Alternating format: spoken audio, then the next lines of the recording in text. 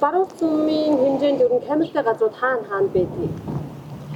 За хуучин камерын нэгдсэн төв бол цагдаагийн газар дээр байсан. За цагдаагийн газар дээр байхад бол 9 аж ахуй нэгжийн камер, уулзуур гарцуудын камер. За тэгээ 23 онд бол шинээр 9-р багийн камержуулалт гээд нийт 39 камерын бүртгэлтэй байдаг.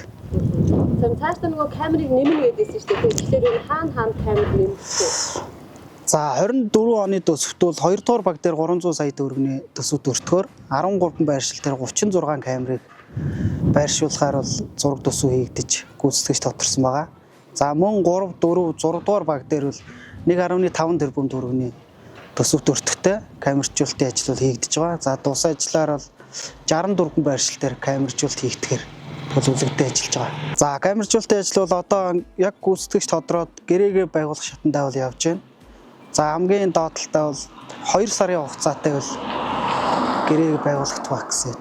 2, 3, 4, 9 гэсэн багууд хийгдчих юм бол аймгийн төв хойд гэсгүүл тэр чигтээ камерчиж чана. Хойд болон зүүн гэсэг. За үлдсэн 1, 5, 7 дугаар багийн бол камержуулалт хийгдэх зураг төсвийнхаа ажлын эхлэл болгоод зураг төсөв гүйцэтгэх компанитайгаа бол гэрээгээ байгуулчихсан.